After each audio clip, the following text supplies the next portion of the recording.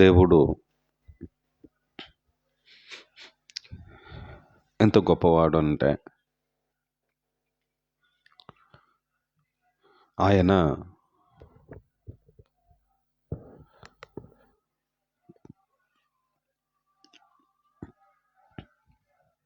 మానవ నేత్రాలకు మనుషుని యొక్క ఆలోచనకి అందనంత ఎత్తులో ఉన్నవాడు.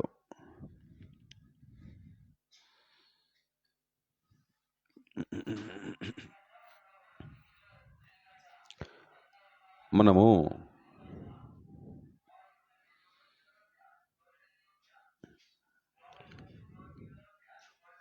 దేవుని గురించి ఆలోచించాలి అని అంటేనే చాలా భయం వేస్తుంటుంది. కారణం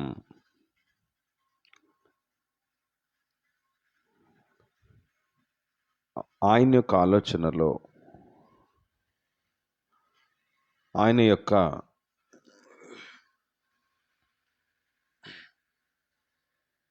ఆలోచన విధానము మనము వాక్యం ద్వారా పరిశీలించినప్పుడు మనకి భయం వేస్తుంటుంది. కానీ సమాజము దేవుణ్ణి ఎంత తక్కువ చేసేసింది ఈ లోకము అని అంటే, మేము పిలిస్తే పలుకుతాడు ఆయన. దేవుడు అంటే ఒక స్వరం మాతో మాట్లాడు అని అంటే ఆయన మాతో మాట్లాడతాడు అన్నంతగా మనుషుల మధ్యలో ఉన్నటువంటి బంధాలు, బాంధుత్వాలు, మనుషుల మధ్యలో మాట్లాడుతున్నటువంటి విధానాలు ఏవైతే ఉన్నాయో అంతే ఈజీగా దేవునితో మేము మాట్లాడతామనేటటువంటి ఉద్దేశంతో ఈ ప్రపంచము చాలా సంఘాలలో ఈ ధోరణి కనబడతా ఉంది. మనము బైబిల్ని మొత్తము క్షుణ్ణంగా పరిశీలిస్తున్నప్పుడు మనకు కనబడేటటువంటిది ఏంటి అంటే, ఎంతమంది ఉన్నారు మనకు క్రైస్తవులకి చాలామందికి అర్థం కానటువంటి విషయం ఏమిటంటే, దేవుడు అనేటటువంటి వారు ఎంతమంది ఉన్నారు అనే దానికి మనకి బైబిల్ నుంచి ఒక మాట చూసుకొని మనం ముందుకెళ్దాము. అపొస్తలుడైన పౌలు కొరింథీయులకు రాసినటువంటి మొదటి పత్రిక, ఇదే బైబిల్ మీ దగ్గర ఉంది, అదే బైబిల్ నా దగ్గర ఉంది. ఆ బైబిల్ నుండి మనము వాక్యాన్ని ఆలోచిస్తున్నాం. అపొస్తలుడైన పౌలు కొరింథీయులకు రాస్తూ ఒక మాట అంటున్నాడు చూడండి. 8వ అధ్యాయము 6వ మాట.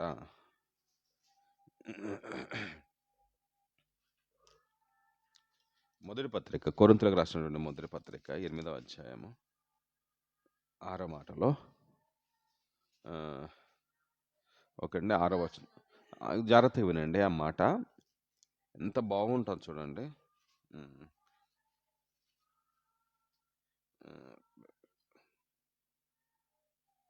ఒకటి 4 నుంచి చూడండి, లేదు అన్నట్టు 4వ వచనం. కాబట్టి విగ్రహములకు బలిగా అర్పించిన వాటిని తినుట విషయం లోకములో విగ్రహము వట్టిదనియు, లోకములో విగ్రహాలన్నీ వట్టిదనియు, ఒక్కడే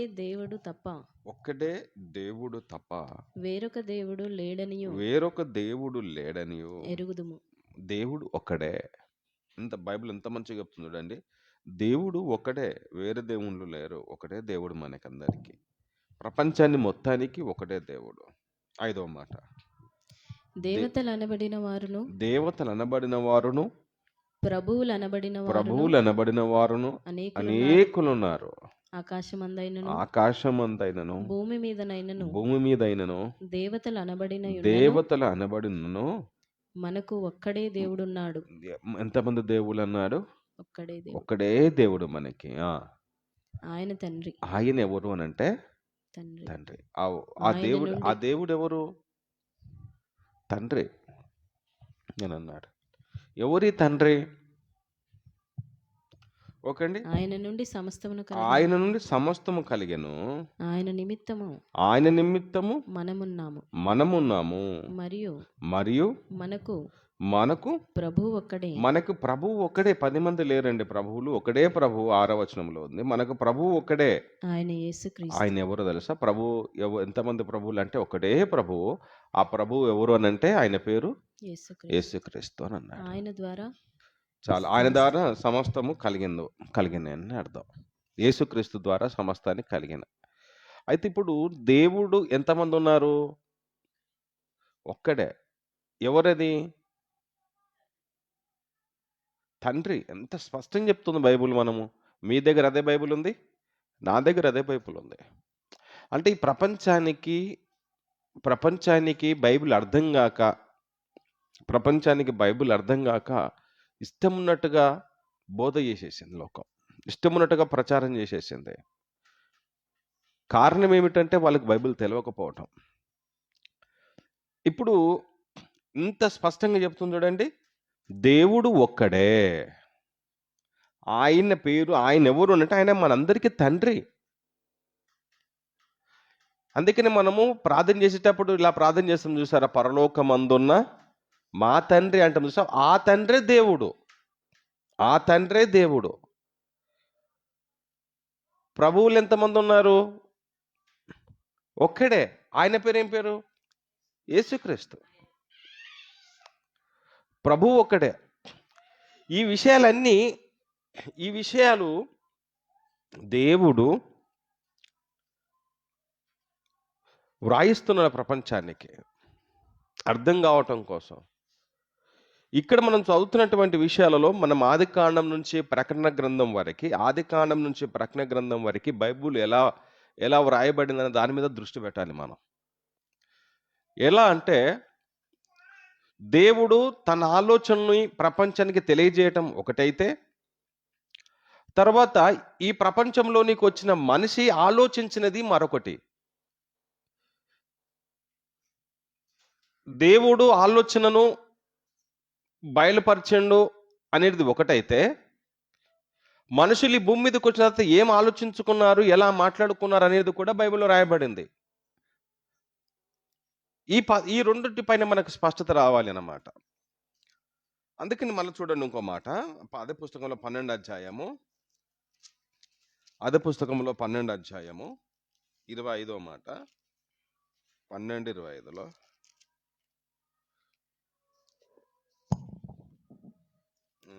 సుందరములైన మన అవయవములకు ఎక్కువ సౌందర్యం అక్కరలేదు. అయితే శరీరంలో వివాదము లేక అవయవములు ఒకదానినొకటి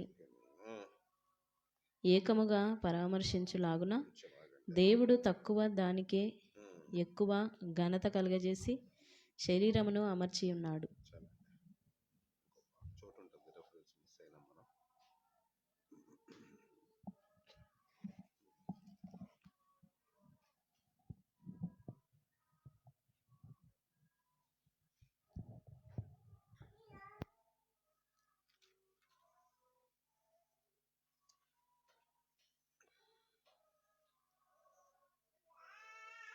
ఓకే అండి. ఇక్కడ చూడండి 5వ వచనంలో, మరియు పరిచర్యలు నానా విధములుగా ఉన్నవి కానీ ప్రభువు మాత్రం ఒక్కడే. ఇది పదం కోసం. ప్రభువులు 10 మంది లేరండి, ప్రభువు ఒక్కడే. ఎవరా ప్రభువు అని అంటే అక్కడ మనం చూసుకున్నాం. దాన్ని కంటిన్యూగా మనం చూసుకుంటూ పోతా ఉంటే, నానా విధములైన కార్యములు కలవు కానీ అందరిలోనూ అన్నిటిని జరిగించు దేవుడు ఒక్కడే.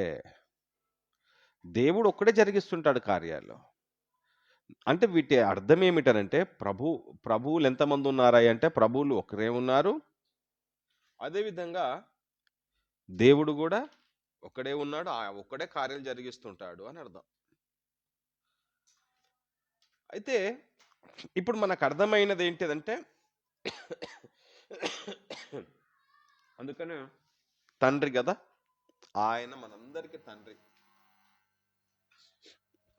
దేవుడు ఒక్కడే, ఆయన మనందరికీ తండ్రి. అందరికీ తండ్రి అన్నాడు. అందరికీ తండ్రి. అందరికీ తండ్రి అని అంటే జాగ్రత్తగా వినండి. యేసుక్రీస్తు ప్రభువు కూడా తండ్రే. అందుకని ఆయన తండ్రి అని సంబోధించి చాలా సందర్భాల్లో ప్రార్థనలు చేయటం కానీ, ఆయన సిలువకి వెళ్ళిన తర్వాత తండ్రి నా ఆత్మను నీ చేతికి అప్పగిస్తున్నాను. యేసుక్రీస్తు కూడా తండ్రేనా అని అంటే ఆ దేవుడు ఉన్నాడు కదా, ఆ దేవుడు యేసుక్రీస్తుకు కూడా తండ్రే. ఇప్పుడు యేసుక్రీస్తు ప్రభువుకి కానీ తండ్రికి కానీ వీళ్ళిద్దరికి లేని భిన్న అభిప్రాయం మనకెందుకు? వాళ్ళిద్దరి మధ్యలో మంచి అండర్స్టాండింగ్ ఉంది. ఏమని? తండ్రి ఎవరు? పరలోకమందు ఉన్నాడు. యేసుక్రీస్తు యేసుక్రీస్తు ఎవరు? ఆయన కుమారుడు. నేను తండ్రిని, నువ్వు నా కుమారుడివి. వాళ్ళిద్దరి మధ్యలో మంచి మంచి అండర్స్టాండింగ్ ఉంది. కానీ ప్రపంచానికి ఏం అర్థమైపోయింది అని అంటే ఇంక దేవుడు ఆ దేవుడు లేడన్నట్టుగా క్రియేట్ అయిపోయింది. ఇంకా ఒక్కడే దేవుడు, 10 మంది దేవుళ్ళు లేరు మనకి. ఒక్కడే దేవుడు. ఆ దేవుని పిల్లలయ్యే మనం అందరము కూడా. దీంట్లో అర్థం కావటానికి ఇంకొక విషయం మీరు చాలా జాగ్రత్తగా ఆలోచన చేయాలి. ఏంటంటే వీళ్ళు నా రక్తం పంచుకొని పుట్టిన పిల్లలు అంటే నా రక్తము అని అంటుంటాం. వీళ్ళంతా నా రక్తము అనంటే నా పిల్లలు అని అర్థం. ఇప్పుడు భూమి మీదకి వచ్చిన వాళ్ళందరూ కూడా ఎవరయ్యానంటే, ఎవరి రూపాలు, ఎవరి స్వరూపాలు, ఎవరి ఆత్మలయ్యానంటే బైబిల్ స్పష్టం చేస్తుంది అని అంటే దేవుని యొక్క ఆత్మలే మన శరీరములో ఉన్నవి. అందుకనే మన్నైనది మట్టికి చేరిపోతుంది, ఆత్మ ఆయన దయచేసిన దేవుని యొద్దకు చేరిపోతుంది అని అన్నాడు. మనం ఇంకా జాగ్రత్తగా బాగా పరిశీలన చేయగలిగితే, ఇంకా బాగా ఆలోచన చేయగలిగితే దేవుడు కనిపిస్తాడా అనే దానికి మనం ఇంకా క్షుణ్ణంగా, ఇప్పుడు దేవుడు ఎంతమంది అనుకున్నాం మన బైబిల్ ప్రకారం చూస్తే ఒక్కడే, 10 మంది లేరు. ఆ ఒక్క దేవుడు ఎవరయ్యానంటే తండ్రి అయిన దేవుడు. ఎవరయ్యా తండ్రి అయిన దేవుడు అంటే యేసుక్రీస్తు ప్రభువు తండ్రి అని ఎవరినైతే పిలిచాడో అతడే. అతను ఎవరయ్యా అనంటే మనము ఆది కాండం నుండి మనం చూస్తాము, ఆయన యెహోవా అయిన దేవుడు. ఆ యెహోవా అయిన దేవుడినే తండ్రి అని సంబోధించడం జరిగింది. ఆ దేవుడే ఒక్కడు. ప్రపంచం మొత్తానికి నువ్వు ఆయన నమ్మినా నమ్మకపోయినా, ప్రపంచమా నువ్వు ఏ మతములో ఉన్నా పర్వాలేదు కానీ, అది నీ ఇష్టం కానీ, ప్రపంచం మొత్తానికి దేవుడు ఒక్కడే. ఆయనే తండ్రి అయిన దేవుడు, ఆయనే యెహోవా. ఇప్పుడు ఈ దేవుణ్ణి చూస్తారా అనటానికి బైబిల్ కొన్ని విషయాలు మనకి ఎంత స్పష్టం చేస్తున్నది చూడండి. మనం దీన్ని జాగ్రత్తగా పరిశీలన చేయాలి. రోమిలకు రాసినటువంటి పత్రిక 1వ అధ్యాయము 20వ మాట. 1వ అధ్యాయం 20వ మాట.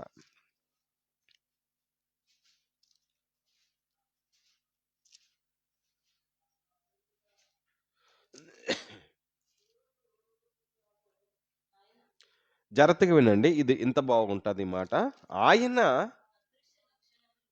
ఆయన అదృశ్య లక్షణములు అనగా ఆయన నిత్యశక్తి, దేవత్వము, జగతుత్పత్తి మొదలుకొని సృష్టింపబడిన వస్తువులను ఆలోచించటం వలన తేటపడుచున్నవి. చాలు, తేటపడుచున్నవి అని అన్నాడు. ఆయన అదృశ్య లక్షణములు మనకి అక్కడ కనబడుతుంది చూడండి 20 మాటలోనే. దేవుడు ఏ విధంగా ఎలా ఉన్నాడు అని అంటే ఆయన అదృశ్యుడు. ఆయన లక్షణాలు కనబడాలి అని అంటే దేవుడు అదృశ్యుడు. ఆ అదృశ్యుని యొక్క లక్షణాలు మనకు కనబడాలి అని అంటే ఏంటిదనంటే మనము ఈ జగదుత్పత్తి మొదలుకొని సృష్టింపబడిన వస్తువులను ఆలోచించటం వలన బయటపడుతుంది అని అన్నాడు. అంటే దేవుడు ఎలాంటి వాడు అని మనకు అర్థం కావాలి అని అంటే ఈ సృష్టిని చూడాలి అని అన్నాడు. ఈ సృష్టిని చూస్తే కానీ మనకు అర్థం కాదు. ఎందుకనంటే ఆయన అదృశ్యుడు. దేవుడు అదృశ్యుడు. ఆయన కంటికి కనబడడు. కంటికి కనబడని దేవుని యొక్క గొప్పతనం నీకు అర్థం కావాలి అని అంటే ఈ సృష్టిని చూడమన్నాడు. ఎంత బాగా రాశాడు చూడండి, దేవుడు రాయించాడు ఈ మాటలు. అప్పుడు ఏం చేయాలి? ఈ సృష్టిలో ఉన్నటువంటి ప్రతిదాన్ని చూడాలి. ఈ సృష్టిలో ఉన్న దాన్ని చూసినప్పుడు మనకంతా కూడా తేట పడుతుంది. ఉం? మనము ఆది కాండములో నుండి మనం చూడగలిగితే, మొదటి దినమాయను, రెండవ దినమాయను, మూడవ దినమాయను, నాలుగో దినమాయను, ఐదవ దినమాయను, ఆరో దినమాయను, ఇలా చదువుతుంటాం కదా మనం. ఈ రోజులలో జరిగినటువంటి సృష్టి కార్యక్రమాలంతా కూడా చూసినప్పుడు, వీటన్నిటిని చూసినప్పుడు ఆయన ఎంత గొప్పోడండి అని అనిపించాలి. అంటే మనకు కంటికి కనబడుతున్నటువంటి ప్రకృతిని అంతా చూసినప్పుడు ఆయన శక్తి ఎంత గొప్పది అని మనం ఆలోచన చేయాలి. ఇంత గొప్ప దేవుడు అండి తాను. అవును, ఇంత గొప్ప దేవుణ్ణి ఆయన అదృశ్యుడు కనబడడు. ఆయన అదృశ్యుడు కనబడడు. ఎందుకు కనబడడు అని అంటే, ప్రభు అయిన యేసుక్రీస్తు ప్రభుల వారు ఇలా అంటాడు, ఆయన ఆత్మ గనుక ఆయనను ఆరాధించేవారు ఆత్మతోనూ సత్యముతోనూ ఆరాధించాలి. ఆత్మ ఎవ్వరికి ఎన్నడూ ఎక్కడ కనబడదు. మరి ఎప్పుడు కనబడతాడు, ఎలా కనబడతాడు అనేది కూడా చూస్తాం మనం. బైబిల్లోనే మనకు ఆధారాలు ఉన్నాయి, అన్ని మనం వెతుక్కోవాలి, బైబిల్ మనం చూసుకోవాలి. ఆయన అదృశ్యుడు. ఇందాక మనం చూసాము దేవుడు ఒక్కడే, 10 మంది దేవుళ్ళు లేరు. ప్రపంచానికి మొత్తం గురించి మాట్లాడుతున్నాను నేను. ఈ భూమి ఉంది కదా, భూగోళం ఉంది కదా, ఆ భూగోళానికి, సర్వ సృష్టికి, మొత్తానికి ఒకే దేవుడు. నువ్వు ఆయన నమ్మినా నమ్మకపోయినా, ఆ దేవుడు నువ్వు ఎరిగినా ఎరగకపోయినా, ఆ దేవుడు నువ్వు తెలుసుకున్నా తెలుసుకోకపోయినా, అందరికి దేవుడు ఒక్కడే, ఈ విశ్వానికి దేవుడు ఒక్కడే. ఆ దేవుడు తండ్రి అనే దేవుడు. ఆయన అదృశ్య లక్షణాలు, ఆయన కనబడని యొక్క లక్షణాలు ఎలా ఉంటాయి అని అంటే, కనబడని దేవుని యొక్క లక్షణాలు ఎలా ఉన్నాయనంటే, ఈ సృష్టిని చూసి తెలుసుకోండి అని అన్నాడు. ఈ ప్రకృతిని చూసి తెలుసుకోండి అని అన్నాడు ఆయన. ఈ సృష్టిని చూసినప్పుడు, ఈ ప్రకృతిని చూసినప్పుడు ఆయన ఎంత గొప్ప దేవుడో మనకు అర్థం అవ్వాలి. ఇంత గొప్ప దేవుణ్ణి, ఇంతకీ కంటికి కనబడని ఇంత గొప్ప దేవుణ్ణి, ఉన్నటువంటి ఈ దేవుణ్ణి ఈ ప్రపంచం ఎలా చేసిన, ప్రపంచంలో ఉన్నటువంటి క్రైస్తవులని పిలువబడుతున్నటువంటి వాళ్ళందరూ ఎలా చేసేసారు అని అంటే, 40 రోజులు ఉపవాసం ఉంటే ఆయన కంటికి కనబడతాడిక, మీతో మాట్లాడతాడిక అని తీసుకొని వచ్చేసింది ప్రపంచం అంతా.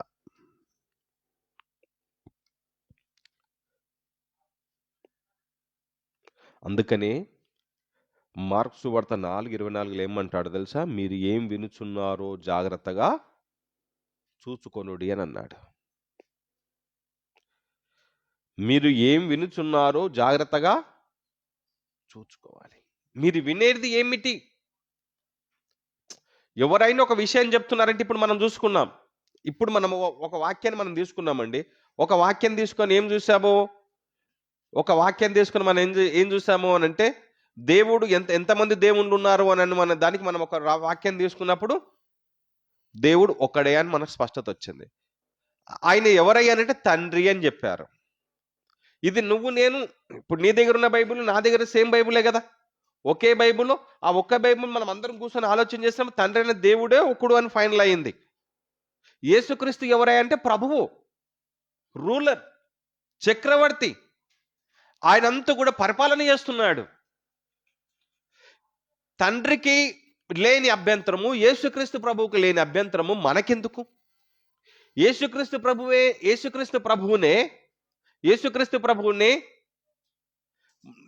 ప్రభువునే నీవు తండ్రిగా నువ్వు పిలిస్తే, ఆయన తండ్రిని అని పిలుస్తున్నాడు. మనం రాంగ్గా పిలిచాం, మనం తప్పుగా పిలిచాం. యేసుక్రీస్తు దేవునికి ప్రథమ కుమారుడు, మొట్టమొదటి కుమారుడు ఎవరయ్యానంటే ప్రభువైన క్రీస్తు. ప్రథమ కుమారు, ఆయనని పరలోకములో తనని కనినవాడు. ఈ టాపిక్ మనకు అర్థం కావాలి. ఈ ప్రపంచం ఏం చేసింది? బైబిల్ని అర్థం చేసుకోవటంలో విఫలమైపోయి అపార్థాలు ఎక్కువైపోయినాయి.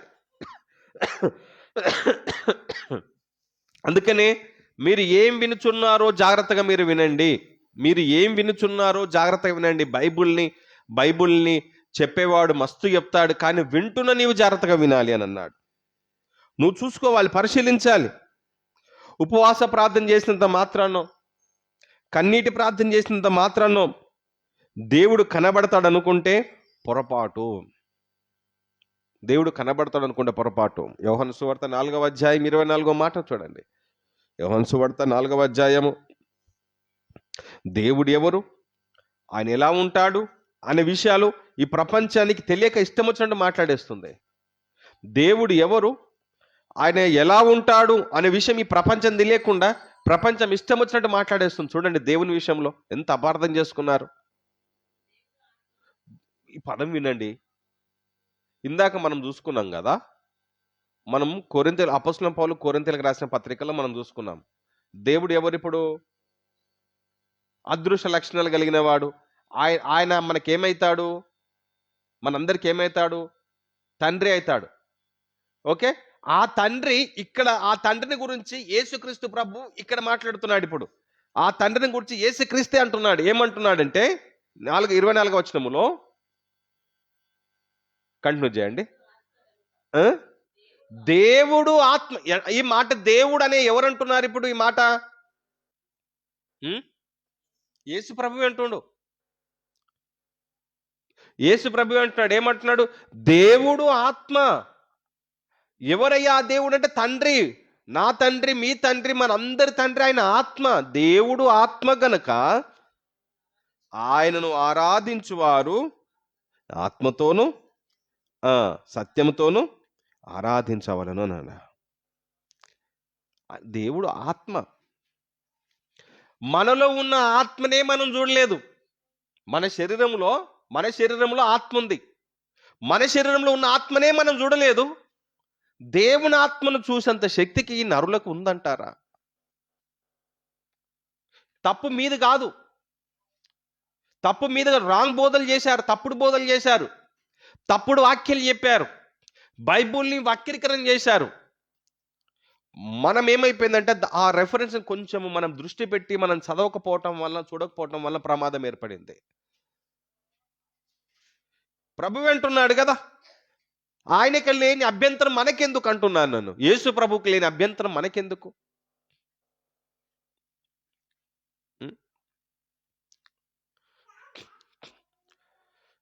మనము మొన్న ఒక డ్రెస్ పెట్టినాము, డింపు కోసం పెడితే లక్కీకి వచ్చింది, మళ్ళీ లక్కీ కోసం పెడితే డింపుకి వచ్చింది, మళ్ళీ లక్కీ కోసం పెడితే డింపు కోసం పెడితే మిల్క్కి వచ్చింది, మిల్క్ కోసం మళ్ళా లక్కీ కోసం పెడితే డింపుకి వచ్చింది, మళ్ళీ మూడోసారి మళ్ళీ పెట్టారు.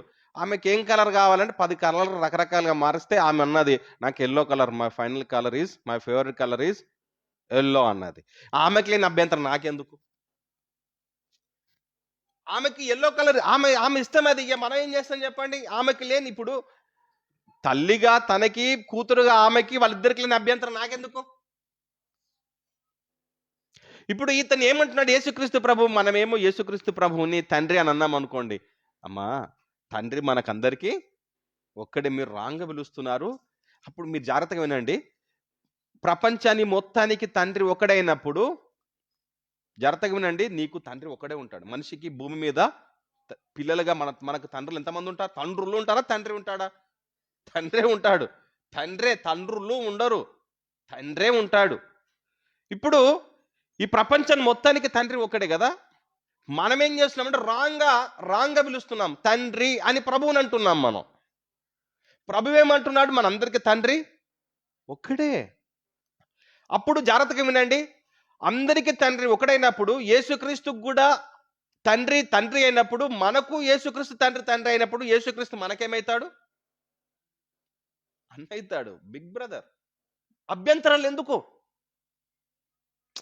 ఈ ఇంత క్లారిటీ ప్రపంచానికి లేకపోవటం వల్ల ప్రమాదం వచ్చింది. వాక్యంలోనే ప్రమాదం వచ్చేసింది.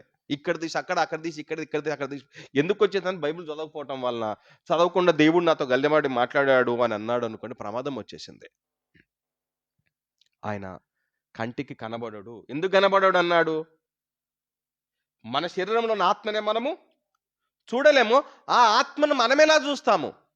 ఆ ఆత్మ మన కంటికి ఎలా కనబడుతుంది? కాబట్టి మనము చూడలేము ఆయనని. ఎంత బాగుంది చూడండి. దీన్ని అనుభవించగలుగుతాం. అందుకనే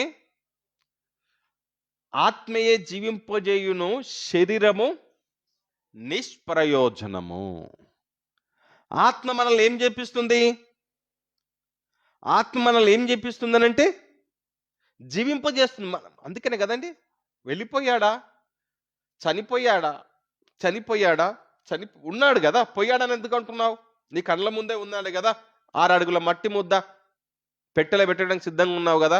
అంటే నువ్వు అంటుంది ఈ శరీరాన్ని కాదు, నువ్వు అంటుంది ఇంకా దేని అన్నావు. ఇంకా మనందరం కూర్చొని మాట్లాడుతుంటాం కదా, మొన్న చనిపోయాడండి ఆయన, పోయాడు అని అన్నావు. పోయిన వ్యక్తిని గురించి కాకుండా నువ్వు కూర్చున్నటువంటి మట్టి ముద్ద కోసం ఏడుస్తూ కూర్చున్నావు. అంటే నువ్వు పెట్టింది పేర్లు కానీ, ఇన్ని రోజులు నువ్వు అనుకున్నది కానీ ఈ శరీరం గురించి కాదు, పోయినటువంటి దాని గురించి. అది కంటికి కనబడదు. అది ఎలా అయితే మన శరీరమును విడిచిపెడుతుందో, ఎప్పుడైతే మన శరీరాన్ని విడిచిపెడుతుందో శరీరం నిష్ప్రయోజనం, కదలదు. ఇంకా మాటలు రాని బొమ్మలా ఉండిపోతుంది, కదలలేని బొమ్మలా ఉండిపోతుంది, మౌనంగా ఉండిపోతుంది. ఇది అలానే ఉంటే కంపు కొడుతుంది. కాబట్టి మట్టి పెద్ద, ఇది ఈ భూమి ఉందిగా, ఈ భూమి పెద్ద ఫ్రిడ్జ్ అండి. ఇది చాలా పెద్ద ఫ్రిడ్జ్ లాంటిది. అందులో ఇది ఏం చేస్తుంది తెలుసా? కప్పేసుకొని స్మెల్ అనేది బయటకు రాకుండా ఉండనిస్తుంది. అది నువ్వు అదే ఎంత ఏసీ రూమ్లో పెట్టి ఎంత జాగ్రత్తగా పెట్టినాయని కూడా అది ఒక టైంకి వచ్చిన తర్వాత స్మెల్ అనేది బయటికి రిలీజ్ అవుతుంది. కానీ అదే మట్టి నిన్ను స్మెల్ రాకుండా నేను తనలో కప్పేసుకుంటుంది మట్టి. దేవుడు ఈ భూమిని పెద్ద ఫ్రిడ్జ్లా చేశాడు. ఎందుకో తెలుసా? మళ్ళా ఆయన వచ్చినప్పుడు, తన కుమారుడు లోకానికి వచ్చినప్పుడు, మళ్ళా మరణించిన మట్టిలో ఉన్నటువంటి శరీరాలన్నీ ఒక రోజున లేపబడతాయి అంటే జాగ్రత్తగా వినండి. ఇప్పుడు లేపబడతాయి అనుకున్నప్పుడు, ఈ శరీరము లేపబడుతుంది అనుకుంటున్నప్పుడు మరలా ఈ శరీరం నిష్ప్రయోజనమా? జాగ్రత్తగా వినండి. శరీరము లేపబడుతుంది కదా, శరీరం లేపబడుతుంది అనుకుంటే మరి ఈ శరీరం నిష్ప్రయోజనమైనదా? మరి కాదు. మరి శరీరం నిష్ప్రయోజనమైనది వాక్యంలో ఉన్నది కదా అని అంటే దాన్ని ఎలా వక్రీకరించింది ప్రపంచం అంటే, శరీరం నిష్ప్రయోజనమైనది, ఇంకా దీనికి ఫెరన్రాల్ రుద్దొద్దు, దీనికి పౌడర్ వేయకూడదు, దీనికి ఇంకా వైజ్లాన్ రుద్దకూడదు. ఎందుకు? ఇప్పుడు చలికాలం వచ్చిన రుద్దాలి కదా.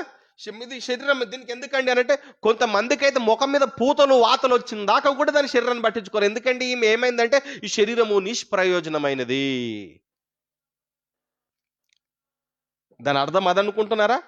ఇప్పుడు ఆదాముతో దేవుడు మాట్లాడింది కూడా ఏంటన్న దానికి రిలేటెడ్గా మనం చూసుకుంటున్నాం అన్నమాట. ఇన్ని అర్థాలు చూసుకోవాల్సి వస్తుంది. ఏంటిదనంటే, ఆత్మ లేనప్పుడు శరీరము నిష్ప్రయోజనం అని అంటే, ఇప్పుడు ఆత్మ మనలో ఉంది కాబట్టి కూర్చొని మాట్లాడుతున్నాం మనం. అదే ఆత్మ లేకపోతే నిష్ప్రయోజనం అంటే కదలలేదు, మాట్లాడలేదు కాబట్టి నిష్ప్రయోజనం అన్నాడు. అంతేగాని ఈ శరీరం మొత్తానికి నిష్ప్రయోజనం అని అంటలేడు. ఆత్మ ఉంటే శరీరం కదులుతుండేనండి, ఆత్మ లేదు కాబట్టి ఇంకా కదలలేదు కాబట్టి కదలనేది నిష్ప్రయోజనమైనది. ఇంత దీని మీనింగ్. ఈ ప్రపంచం ఏం చేసింది? మొత్తానికి ప్రయోజనం లేనిది, ఇంక ఇది ఉపయోగం లేనిది అని చెప్పేసి రకరకాలుగా చెప్పేసి, కమ్మలు పెట్టకూడదు, మెట్టలు పెట్టకూడదు, గాజులు వేయకూడదు, ముక్కు పుడకలు పెట్టకూడదు. ఏమండి ఎన్ని విషయాలండి ప్రపంచము వీళ్ళకి నేర్పించేసేసారండి. అందుకనే రంగురంగుల వస్త్రాలు వేయకూడదు, ఇంకా రంగురంగుల డ్రెస్సులు వేయకూడదు. ఇంకా మీరందరూ తెల్లడి వేసుకొని రావాలి, శరీరం నిష్ప్రయోజనం అంతా అందరూ ఒకలాగానే ఉండిపోవాలి మనం అందరం. ఇలాంటివి అండి బోధలు ఇవ్వండి. దాని మీనింగు ఆత్మ లేకపోతే శరీరం ఏం చేయలేదని అన్నాడు. అంతే. ఆత్మ లేకపోతే శరీరము ఏం చేయలేదు. ఆత్మ ఉంటే ఇక్కడ మీరు కూర్చున్నారు, నేను మాట్లాడుతున్నాను, కరెంట్ ఉంది కాబట్టి సౌండ్ మైక్ ద్వారా వెళ్ళిపోయి సిస్టంలోకి వెళ్ళిపోయి సౌండ్ అనేది బాక్సుల ద్వారా బయటకు వస్తుంది. ఇది పవర్, ఇలా పనిచేసింది అన్నాడు. అంతేగాని దేవుడు ఆత్మ, అదే ఆత్మ మనలో ఉంది. ఎందుకో తెలుసా? ఆదామును కలగజేసినప్పుడు దేవుడు తనలో ఉన్నటువంటి జీవాత్మను నరుల్లోనికి ఊదగా, అనగా ఆ బైబుల్ కానీ మనం కానీ జాగ్రత్తగా వింటే, మనం ఎందుకు దేవుని పిల్లలు మనం అంటున్నాడు తెలుసా? ఆయన ఆత్మ ఆదాములోనికి వెళ్ళిపోయింది. ఈ ఎవరయ్యా ఆత్మ? ఇది ఎవరిదయ్యా ఆత్మ అంటే మీ పిల్లల్లో ఉన్న రక్తము ఇలా అంటుంటాం కదా, నాది నా రక్తం అండి, అది నా రక్తం అండి. ఎక్కడిదండి ఇది? తండ్రిలో నుండి వచ్చినది నాదంటున్నావు కదా నువ్వు కన్నావు కదా, నాదంటున్నావు కదా నువ్వు. మరి దేవుని పిల్లలం కదా మనం, అనగా దేవుని ఆత్మలో నుండి విభజింపబడిన ఆత్మలం మనం అందరమైనప్పుడు, ఆత్మలమైనప్పుడు ఇది ఆయన ఆత్మ అయినప్పుడు, ఇది దేవుని ఆత్మ అయినప్పుడు, తండ్రిలో నుండి క్రీస్తు వచ్చినప్పుడు, తండ్రిలో నుండే మనం వచ్చినప్పుడు, అందరం ఒకటిగా ఉన్నప్పుడు మనం అందరం ఆయన పిల్లలు కాకపోతే ఏమైపోతాం? మనం దేవుని పిల్లలమే మనం అందరం. ఆయన ఒక్కడే దేవుడు, ఆయన ఒక్కడే దేవుడు. ఇంతటి క్లారిటీ, ఇంత చక్కని విషయాలు బైబిల్లో అంత బాగా మాట్లాడుతున్నాడు. మనము సూర్యుని, చంద్రుని, నక్షత్రాలను, గాలిని, నీరుని, ఇవన్నీ చూసినప్పుడు దేవుడి యొక్క అదృశ్య లక్షణాలు ఎంత గొప్పగా ఉన్నాయో మనం ఆలోచన చేయాలి.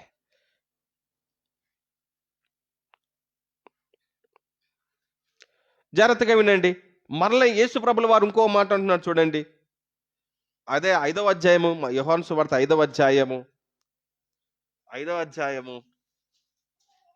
37వ మాట మీరు చూడండి. 5వ అధ్యాయం 37వ మాట యేసుక్రీస్తు ప్రభు మళ్ళొక మాట అంటున్నాడు చూడండి. ఎవరి గురించి అంటే తండ్రి అయిన దేవుని గురించి మళ్ళొక మాట అంటున్నాడు.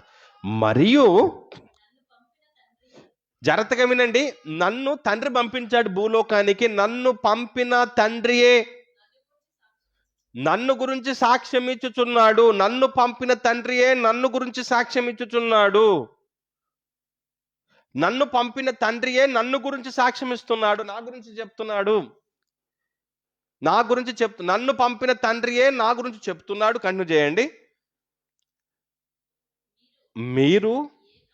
మీరు ఏ కాలమందైనను ఆయన స్వరం వినలేదు, ఆయన రూపాన్ని మీరు చూడలేదు అన్నాడు. ఎవరిది ఇది చెప్తున్న విషయం? ఈ విషయం చెప్పింది ఎవరు? యేసుక్రీస్తు ప్రభు ఏమంటున్నాడు? నన్ను పంపిన తండ్రియే నా గురించి సాక్ష్యం ఇస్తున్నాడు.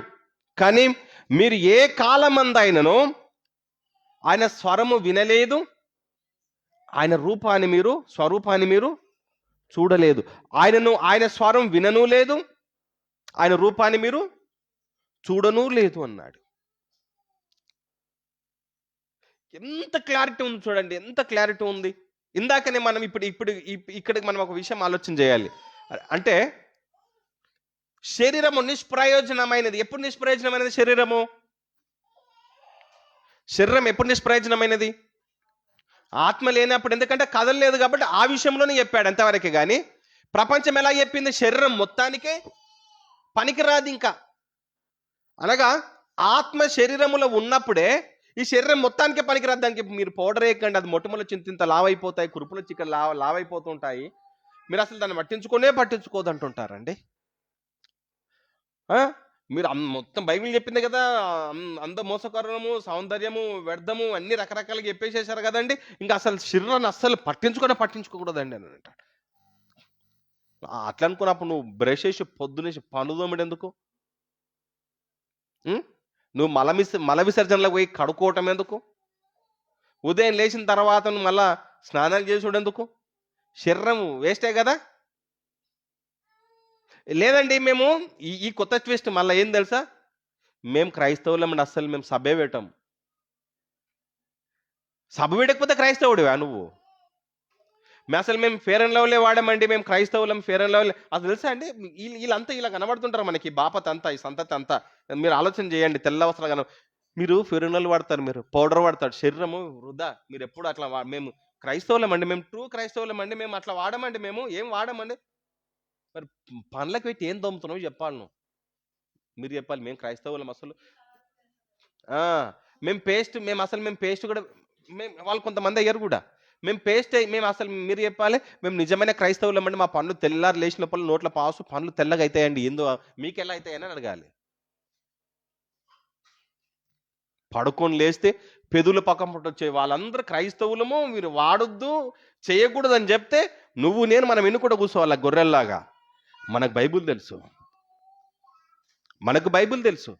నువ్వు చెప్తున్నది శరీరము ఎప్పుడు నిష్ప్రయోజనం అంటే ఆత్మ లేనప్పుడు నిష్ప్రయోజనమే. కానీ శరీరానికి ఇవి వాడుకోవటంలో తప్పేం లేదు.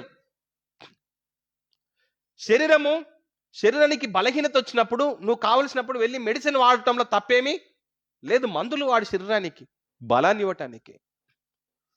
మీకు ఇంకోటి తెలుసా అండి? మీకు ఇంకోటి చెప్తాను, జాగ్రత్తగా వినండి. శరీరం నిష్ప్రయోజనమైనప్పుడు దానికి ఆహారం ఎందుకు ఇస్తున్నారు? అన్నం ఎందుకు పెడుతున్నారు? అన్నం పెట్టకూడదు కదా, శరీరానికి నిష్ప్రయోజనం కదా. దాన్ని వదిలిపెట్టండి, దేవుడు దాన్ని కాపాడుతాడు అనుకుని అట్లా ఉండొచ్చు కదా మీరు. అబ్బే అట్లా ఉండరు. మళ్ళీ ఏంది, ఏడు దబ్బున ప్రార్థనలు అవుతున్నా ఏడింత బుక్కడు అన్నం పెడుతుందో చూస్తారు. తెల్ల వస్త్రాలు కనుక కట్టుకున్న వాళ్ళందరూ వీళ్ళంతా ఏంటి? దేవుని వాళ్ళారా, శరీరము దేవునికి కావాలి. నీ దేహమే దేవుని ఆలయం. దేవునికి నీ శరీరం కావాలి. నీ శరీరము దేవునికి అవసరం. నీ శరీరము దేవునికి అవసరం. సమ్మర్లో ఒక యాడ్ చూశాను నేను. సమ్మర్ టైంలో ఇద్దరు వ్యక్తులు ప్రయాణం చేస్తారు. బాగా చెమట వచ్చే స్మెల్ వస్తుంటుంది పక్కోడికి. అప్పుడు అతడు ఏం చేస్తాడంటే ఒకటి పర్ఫ్యూమ్ లాగా ఒకటి తీసేసి వాడు రుద్దేసుకుంటాడు. తప్ప రైట్ అది? అందులో నరకం పోయేది ఏముంది? ఏముందట? వీడికి అర్థం కాక. ఇక్కడ మీరు జాగ్రత్తగా వినండి. కానీ మీరు ఏ కాలమందైనను ఆయనను చూడలేదు, ఆయన స్వరాన్ని మీరు. ఇప్పుడు లాజిక్ ఇది జాగ్రత్తగా వినాలి. ఇప్పుడు ఈ విషయం చెప్తుంది ఎవరు? యేసుక్రీస్తు చెప్తున్నాడు. ఏమని? ఆయనను చూడను లేదు, ఆయన స్వరము. ఆదాము దగ్గరికి మనుషుడు కనబడే రూపంలో దేవుడు వచ్చాడని అనుకుందాం. కానీ స్వరం మళ్ళీ బైబిల్ ఏమంటుంది? స్వరం కూడా వినలేదు అని అన్నాడు. మరి ఎవరు ఆ స్వరం? అసలు స్వరం వింటే ఏమవుతుంది, ఆయనను చూస్తే ఏమవుతుంది? ఇది బైబిల్ చెప్పింది. మరి ఆదాము దగ్గరికి వచ్చింది ఎవరు? మోషే దగ్గరికి వచ్చింది ఎవరు? యాకోబు దగ్గరికి వచ్చింది ఎవరు? అబ్రహాము దగ్గరికి వచ్చింది ఎవరు? పాత నిబంధనలో భక్తుల దగ్గరికి దేవుడు వచ్చాడని ఉంటుంది బైబిల్లో. వచ్చింది ఎవరు? కేవలం ఆదాము ఒక్కని దగ్గరికే కాదు ప్రాబ్లం. ఈడ మోషే సినాయి పర్వతం మీద కూర్చున్నప్పుడు దేవుడు వచ్చి మాట్లాడిపోతాడు, అతనికి పలకలిస్తాడు. అబ్రహాముతో మాట్లాడిపోతారు. యాకోబు దేవునితో పోరాడి గెలిచెను అని ఉంటుంది. యాకోబు దేవునితో కొట్లాడుతాడు.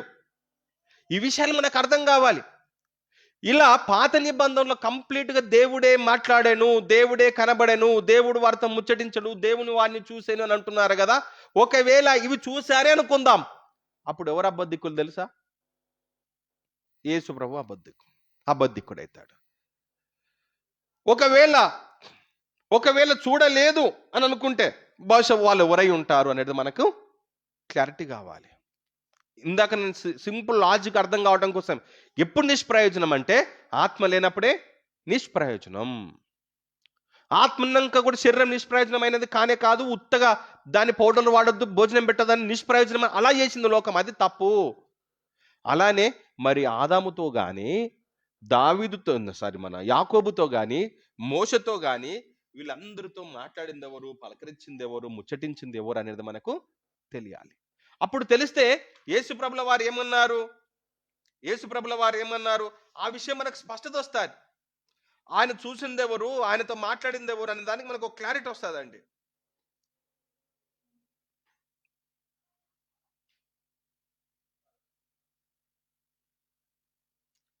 ఆరో అధ్యాయం రోమిలకు రాసినటువంటి పత్రిక 6వ అధ్యాయం 17వ మాట చూడండి.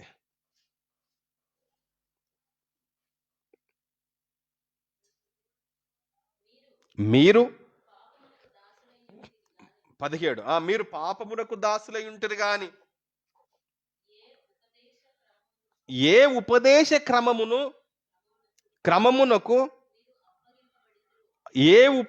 క్రమమునకు మీరు అప్పగింపబడితిరో దానికి హృదయపూర్వకముగా లోబడిన వారై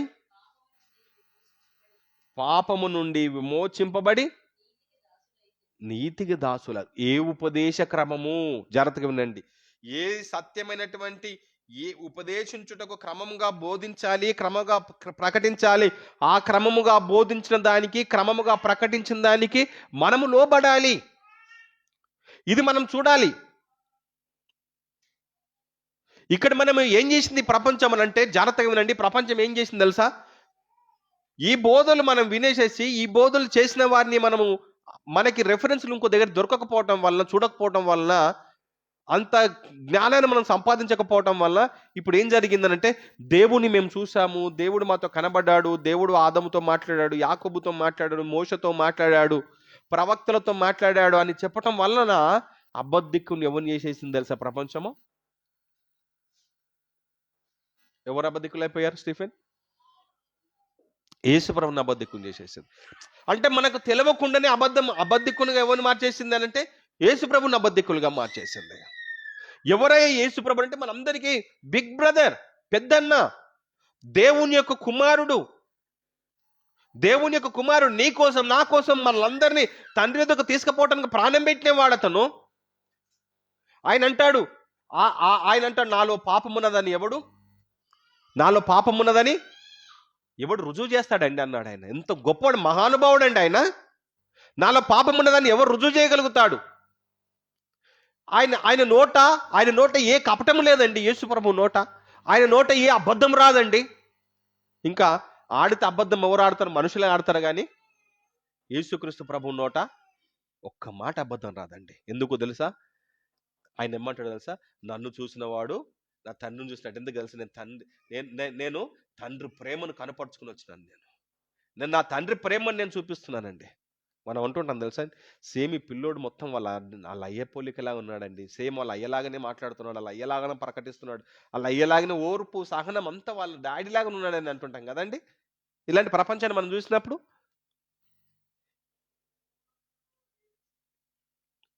ఆయన నువ్వు చూస్తున్నప్పుడు నిజంగా దేవుని ప్రేమ ఇంత గొప్పగా ఉంటుందా అని అనిపిస్తుంటుంది. ఇంత గొప్ప దేవునా మనం నమ్ముకుంది అని అనిపిస్తుంటుంది. సత్యమునకు భిన్నమైన సువార్తను మనం ప్రకటించకూడదు. బైబిల్ ఏం చెప్పిందో దానికి మనం స్టాండ్ అయిపోయి ఉండాలి.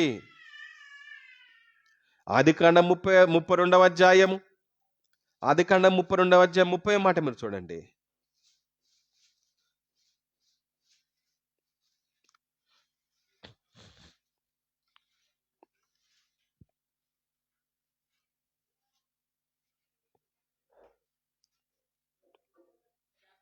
యాకోబు,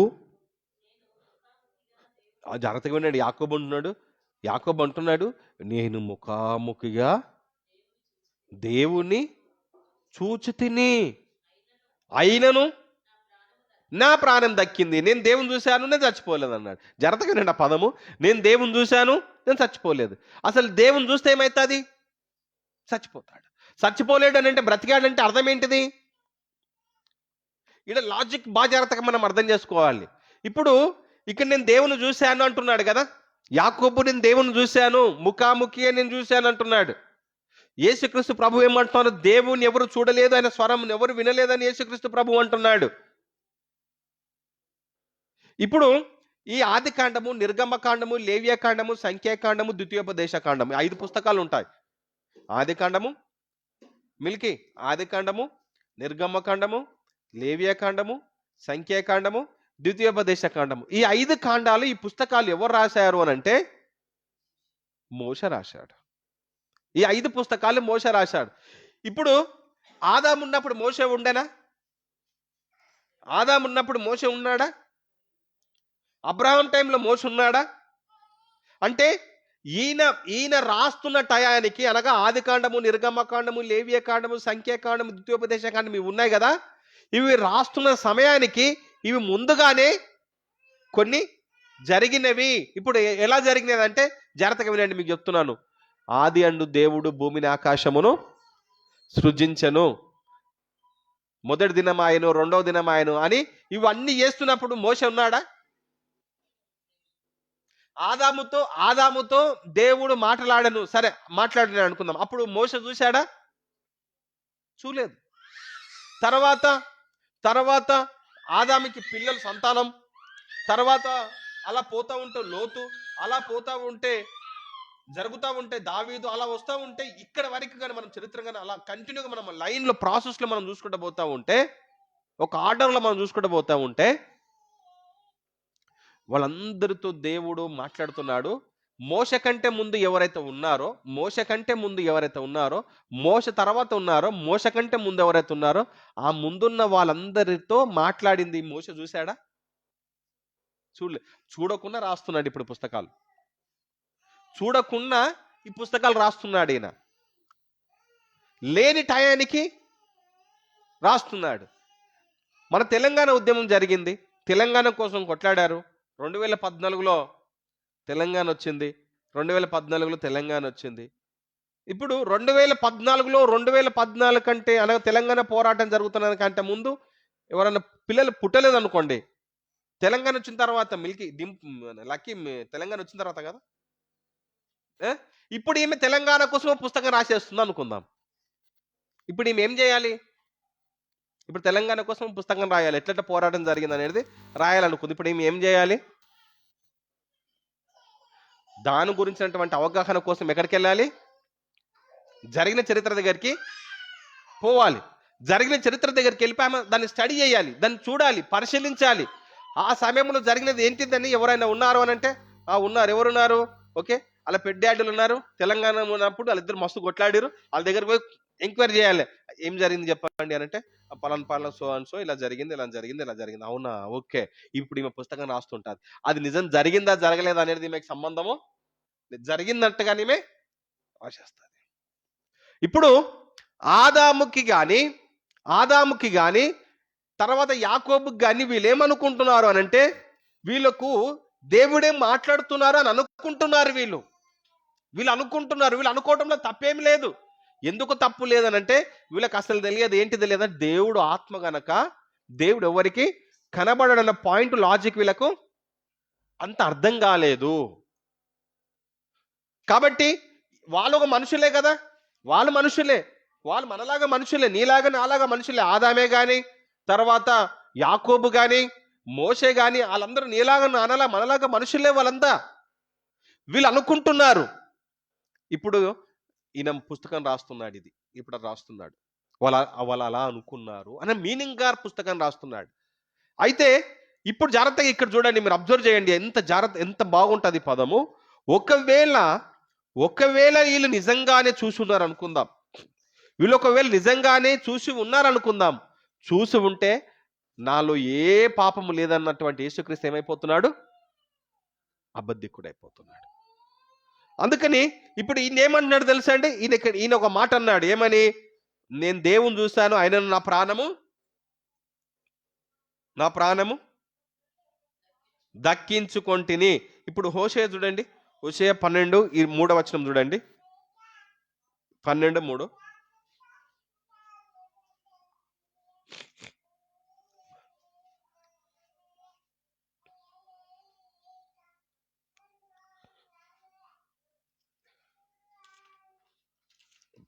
అధ్యాయం 3వ మాట. తల్లి గర్భమందు మడిమును పట్టుకున్నాడు, మగసిరి గలవాడై అతడు దేవునితో పోరాడెను. జాగ్రత్తగా వినండి ఆ పదము. మీరు ఇది ఎంత ఎలా ఉందో చూడండి. అతడు దేవునితో పోరాడెను. కంటిన్యూ చేయండి. అయిన తర్వాత అతడు దూతతో పోరాడిండు. ఇందాక మనం అక్కడ చూసాం కదా. ఎక్కడ? ఆది కాండంలో మనం చూసాం. ఆయన ఏమన్నాడు? యాకోబు ఏమన్నాడు? నేను దేవునితో పోరాడి గెలిచి తిని, నేను దేవుని చూసి తిని, ముఖాముఖిగా నేను దేవుని ముఖాముఖి. ఈ మాట చెప్పనీకనన్నా కొంచెం అర్థం ఉండాలి కదా. ఈయన ఏమంటున్నాడు? ముఖాముఖిగా చూశాను నేను దేవుని అన్నాడు ఈయన. యాకోబు అంటే దేవుని ముఖాముఖిగా చూశాను అన్నాడు. ఇక్కడికి వచ్చే వారికి ఏమంటున్నాడు? మళ్ళా ఎవరితో పోరాడిండంట? ఇక్కడ మళ్ళీ ఎవరితో పోరాడిందని చెప్తున్నాడు? దేవదూతతో పోరాడాను అని అంటాడు. దేవునితో కాదు, దేవదూతతో పోరాడానని నేను అని అంటాడు. అంటే దీని అర్థం ఏందనంటే, వీళ్ళు ఎలా తీసుకున్నారంటే, వీళ్ళు దేవుని పక్షాన వచ్చినటువంటి దేవదూతలు ఎగ్జాంపుల్ చెప్తాను చూడండి. దయాప్రాప్తురాల నీకు శుభము. ప్రభువా చెప్పు, ఇదిగో నీవు నీవు కుమారుని కనబోతావు. ఎవరు ఈ మాటలు? ఎవరివి ఇవి? ఈ మాటలు ఎవరివి?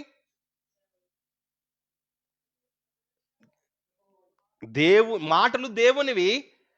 మాటలు దేవునివి.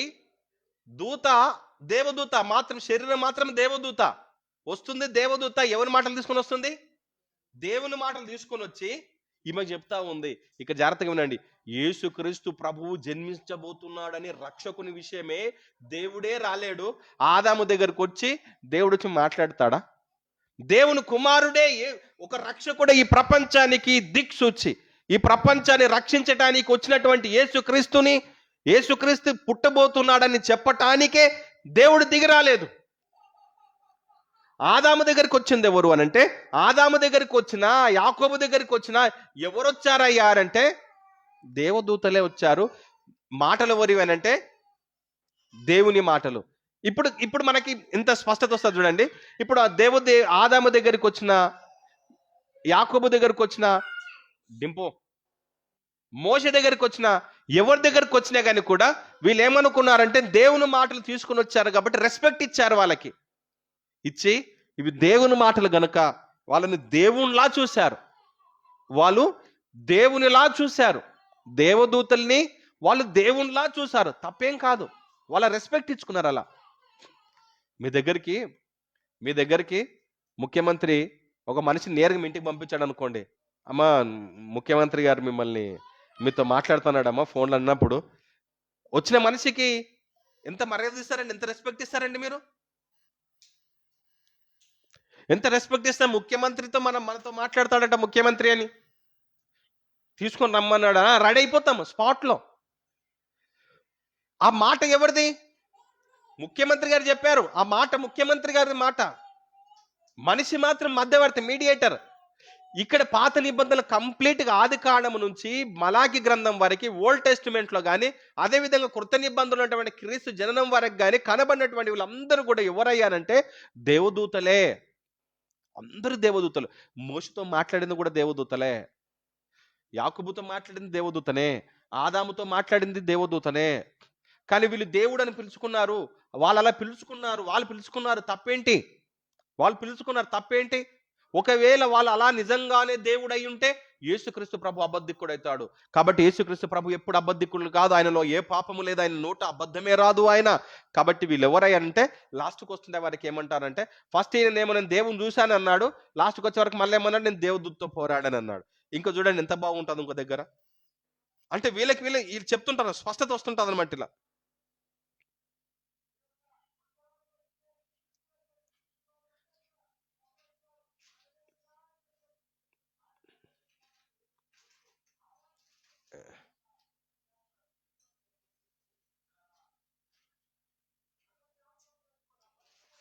ఓకే అండి. మానవ దేహాలతో వచ్చినటువంటి దేవదూతల వాళ్ళంతా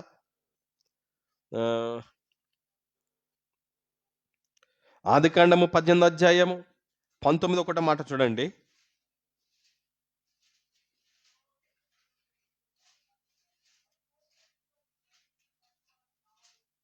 ఇదొకటి చూసుకొని మనం ముగించుకుందాం. వచ్చే వారం మనం కంటిన్యూ చేద్దాం.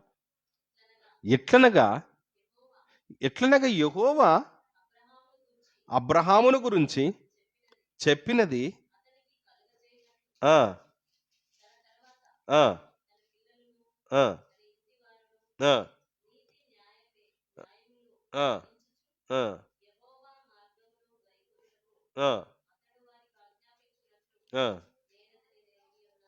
అనెను. మీరు 18 చూడండి. 18, 1, 2 వచనాలు చూడండి. ఆదికాండం. మరియు మమ్రె దగ్గరనున్న సింధూర వనములో అబ్రహాము ఎండవేళ గుడారపు ద్వారమందు కూర్చుని ఉన్నప్పుడు యెహోవా అతనికి కనబడెను అన్నాడు. అతడు కనులెత్తు చూసినప్పుడు ముగ్గురు మనుషులు అతని ఎదుట నిలవబడిరి. యెహోవా అతనికి కనబడేనంట. మరలా కనులెత్తు చూసినప్పుడు ఎవరు కనబడ్డారు అంటున్నాడు? మనుషులు కనబడ్డారు అని అంటున్నాడు. ఎవరి ముగ్గురు మనుషులు? ఎవరి ముగ్గురు మనుషులు? ఈ ప్రపంచం రకరకాలుగా అర్థం చెప్పింది. ఈ ముగ్గురు మనుషులు ఇంత స్పష్టంగా ముగ్గురు మనుషులు దేవుని మాటను తీసుకొని వచ్చిన మానవ శరీర ఆకారంలో వచ్చినటువంటి దేవదూతలు వీళ్ళంతా పనివారు, దేవుని పనివారు వీళ్ళందరూ. ఇప్పుడు చూడండి ఎంత బాగుంటుందో. ఆది కాండములో కనబడింది దేవదూతనే, అనగా ఆదాముతో మాట్లాడింది దేవదూతనే, మోషతో మాట్లాడింది దేవదూతనే, యాకోబుతో మాట్లాడింది దేవదూతనే, అబ్రహాముతో మాట్లాడింది దేవదూతనే. ఈ దేవదూతను వాళ్ళు దేవుడు అని అనుకున్నారు, ఎందుకంటే దేవుని మాటలు తీసుకుని వచ్చినారు కాబట్టి వాళ్ళు అంత గొప్ప రెస్పెక్ట్ ఇచ్చారు కాబట్టి వాళ్ళు అనుకున్నారు. అనుకుంటే తప్పేముంది? అవును, అనుకొని ఉన్నారు. అప్పుడు అక్కడ యేసుప్రభు చెప్పినటువంటి మాట ఏమాత్రం అబద్ధం కాదు. ఇక్కడ వీళ్ళు చెప్పినటువంటి దాంట్లో దేవుని మాటకు రెస్పెక్ట్ ఇచ్చి వీళ్ళు పిలుచుకున్నారు. వీళ్ళ ఆలోచన ఏమాత్రం తప్పు కాదు, అది వాళ్ళ ఆలోచన.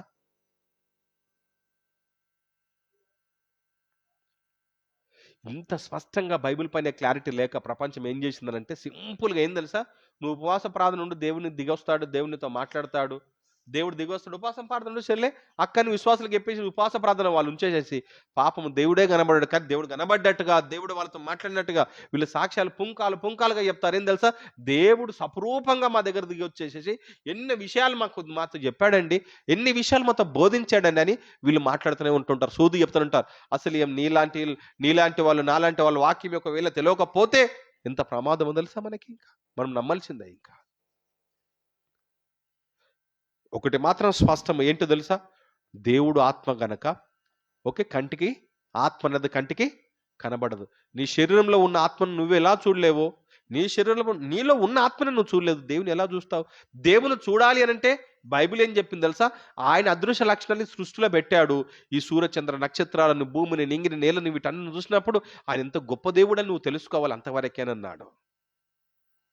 ఈ మానవులకు ఆ దేవుని ప్రేమ అర్థమైతలేదు కాబట్టి తన పెద్ద కుమారుడైన యేసుక్రీస్తుని ఈ లోకానికి పంపించి, అయ్యా నువ్వు వీళ్ళందరూ సరిచేయి, ఇంకా వాళ్ళ కోసం ప్రాణం ఇయ్యాల్సింది, నువ్వు చనిపో అంటే తండ్రి మాటను జవదాటకుండా వచ్చేసేసి సిలువకెక్కి తండ్రిని ఆత్మ నీ చేతికి అప్పగిస్తున్నాడు, నువ్వు చెప్పిన పనంతా పూర్తి చేసుకున్నాను తండ్రి అని ఆయన పరలో తండ్రికిని మనకును మధ్యవర్తిగా ఉండి ఆయన గొప్ప దేవుని కుమారుడై ఉండి దేవునికి ప్రియ కుమారుడిని చనిపోయి వాళ్ళందరూ దేవుని దగ్గరకు తీసుకుని వెళ్ళటానికి వచ్చినటువంటి గొప్ప కుమారుడు అండి యేసుక్రీస్తు. ఆయన చెప్తున్నాడు, ఆయన ఆ తండ్రిని ఎవరు చూడలేదు, ఎవరు చూశారు అనేది వచ్చేవారం మాట్లాడుకుందాం. ఆ తండ్రిని ఎవరు చూశారు, ఎప్పుడు చూశారు, ఎవరు చూశారు అనేది వచ్చేవారం మాట్లాడుకుందాం. కళ్ళు మూసుకుందాం, ప్రార్థన చేసుకుందామండి.